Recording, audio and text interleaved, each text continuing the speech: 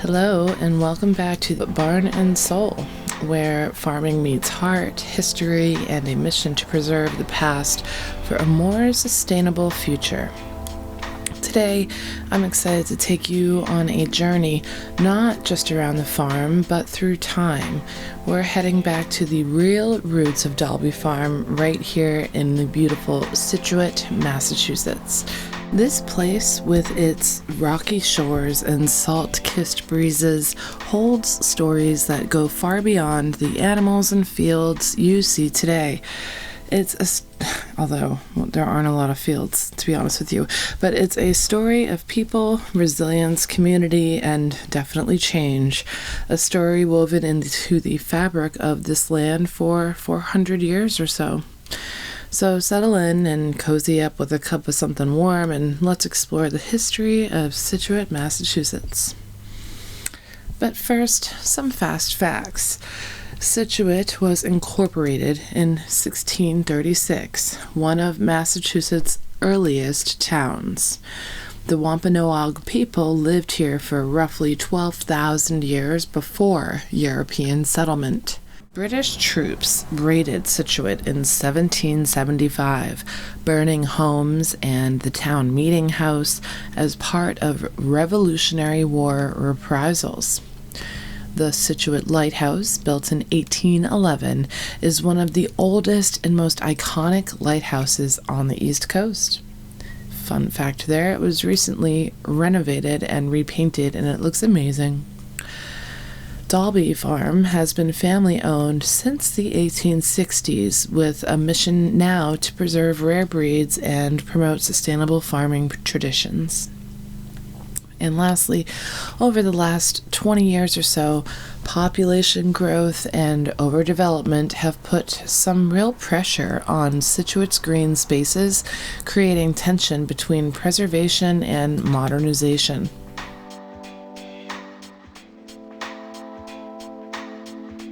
Before European settlers arrived, this land belonged to the Wampanoag people. They lived here for roughly 12,000 years and were deeply connected to the sea, the forests, and the rhythms of nature. The Wampanoag fished, hunted, and cultivated crops in harmony with the environment, their knowledge passed down through generations. Our very town name, Scituate, is believed to have come from the Native American Wampanoag word Scituate, which means cold brook or cold river, referring to the cold stream that still flows through town today. This connection to water would shape much of Scituate's story, and still does, as a fishing village, a maritime hub, and a coastal community. A little fun fact that even I just recently became aware of while putting this episode together. While we mentioned the Wampanoag people, my great-grandmother had family who, or maybe it was her uncle, who had seen the Wampanoag people up in the woods of our farm. They peacefully coexisted, and actually to this day we still have actual artifacts that we found in the woods, like clay pipes that they would have used. So it's pretty cool to have that tie, that literal tie to their heritage, in both memory and in artifact.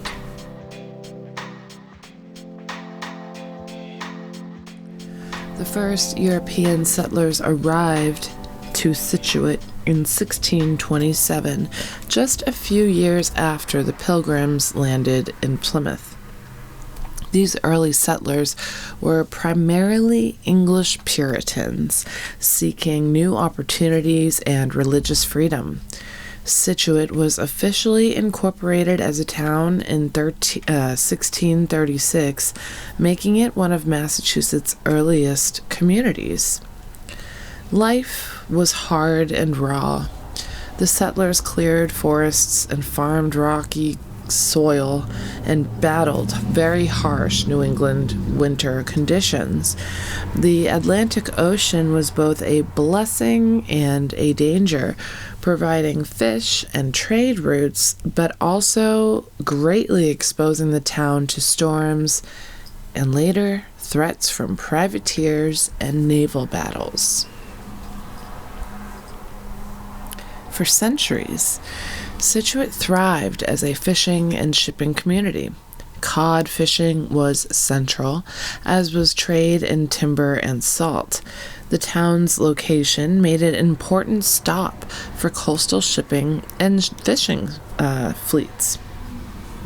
One of the town's most famous landmarks, the Scituate lighthouse, was built in 1811 to guide ships safely past the dangerous rocks and shoals near Minot's Ledge.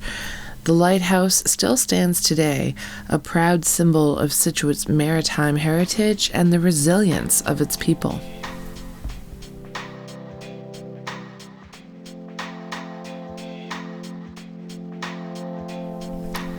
You know, Scituate played a surprisingly dramatic role in the American Revolution, one that not many people talk about, but which deeply affected the community. In 1775, right after the battles of Lexington and Concord set the Revolution in motion, British forces sought to punish towns that supported the rebellion. Sounds familiar. Scituate, with its strategic coastal position and its active support of the Patriot cause, was targeted. In 1775, British ships, including the HMS Lively and the HMS Falcon, launched a raid on Scituate's harbor, which for me as a townie is so weird to imagine. The town was shelled from the sea and troops went ashore. Homes, farms, and the town's meeting house, the heart of civic life, were burned to the ground. This act of aggression devastated the community, but also galvanized the people. Scituate men joined local militias and the Continental Army, serving alongside other Massachusetts patriots. The raid became a symbol of British oppression and also local resilience. Beyond this raid, Scituate's fishermen and merchants played critical roles, supplying the Patriot forces with fish, ships, and materials. The coastline, though dangerous, became a conduit for smuggling arms and goods past British blockades. The war left scars that lasted for generations, and they're scars that shaped the town's identity. Scituate emerged from the Revolution with a proud tradition of independence and self-reliance that, if you look in the right places, you will still feel today. While the sea was crucial, the land always mattered too. Early settlers cultivated small farms to feed their families and would grow corn, beans, and squash. Over time, farms expanded and adapted.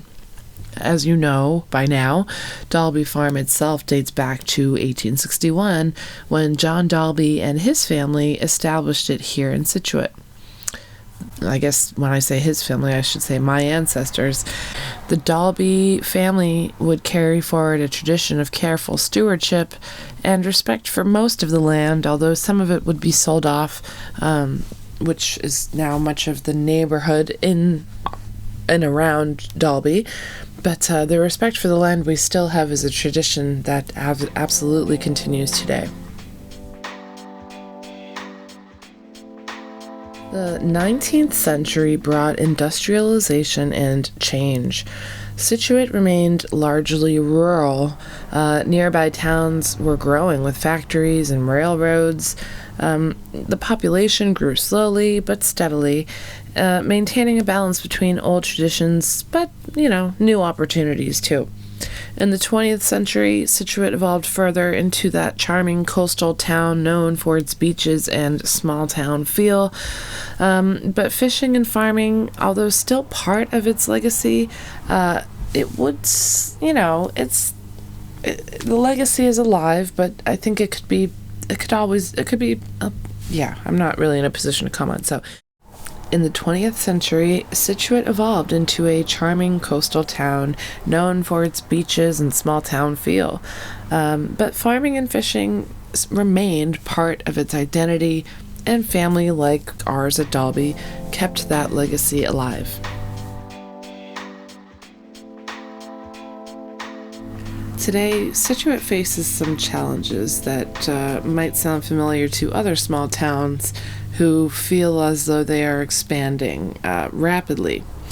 Overdevelopment has become, in my opinion, a pressing issue.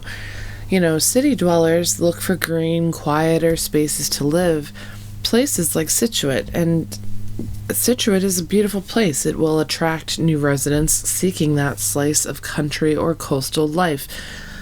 But there is a noticeable tension beneath the surface. Many newcomers bring expectations of city conveniences. They're used to quick access to big box stores and malls and restaurants and late nights and all the amenities, and they come here and give it a few weeks and they don't want to drive 20 minutes or more for these things. So it creates this pressure on the town to develop what we call open spaces, farmland, conservation, green areas, to make way for commercial centers and or dense housing. So then you'll have locals who have lived here for generations watching this transformation with genuine concern. They see loss of green space, wildlife being displaced, disappearance of conservation, and in some cases it's being stolen, and the slow erosion of the rural character that defines Scituate's soul. Now, a lot of people mistake this feeling for them being unwelcome and not wanting newcomers. So it's not, I personally don't feel that way, but some feel that newcomers don't appreciate the reasons that they would have chosen this town, which is quiet, nature, connection to the land, more so than you would see in a city. But like I said, this growing divide sometimes feels like a clash. I want to say it's a quiet clash, but with social media these days, it's really not all that quiet. So between preserving open space and tradition while responding to modern growth and convenience, well, we haven't found that balance yet, and I can only hope that we do soon. At Dalby Farm, we see this tension firsthand, but it's a reminder to me, at least, that preserving our rare breeds, their heritage, this land, and the natural habitats of the wildlife that surrounds us. I mean, it's not just about animals or history or one thing or sustaining a way of life. It's about connecting to the earth that's at risk when green spaces vanish. It's a global issue for everybody, whether you choose to identify it or not. Someone like me, I'm just out here sounding the alarm because this is happening in too many places at once, and I worry that future generations are going to specifically look back at our time here and just rue the day that we had any power to do this kind of mass destruction. But anyway,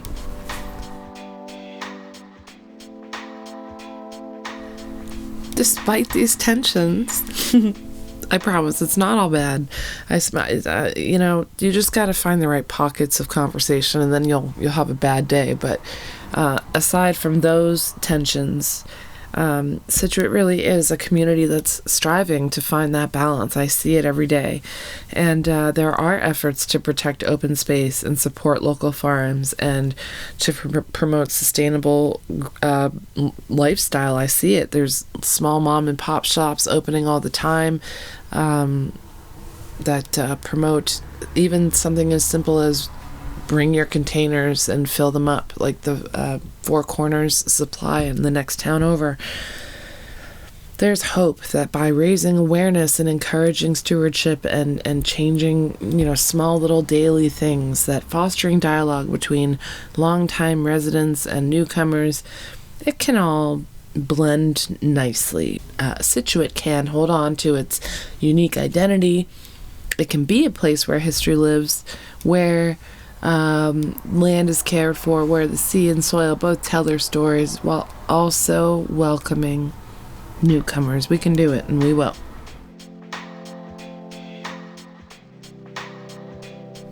Walking the trails, hearing the waves, feeling the breeze. It's really easy to forget how many stories this town holds. Stories of the Wampanoag, who first called it home. Stories of settlers who built lives here through hardship and, brave souls standing firm in the literal face of war. And families like, those who, like the Dalbys, John Dalby, who continued to care for this place with love. Yet history is always unfolding. The choices we make now about how we grow, what we preserve, and how we choose to connect to this land will shape the next chapters of Scituate's story.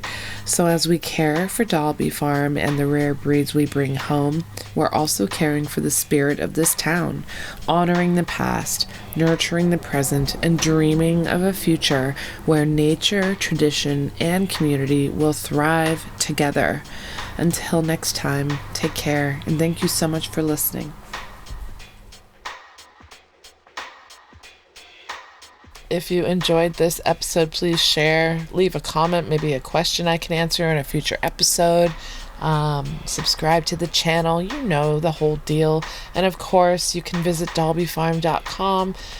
We do ship nationwide. Our country store has something for everybody. So I hope, and please know that all purchases, I believe it's at least 50% of each and every purchase goes directly back to the care and upkeep of this family farm. So we thank you very much. I hope this finds you well, and we'll see you next time. Oh, and don't forget to appreciate the rare and wonderful things in life.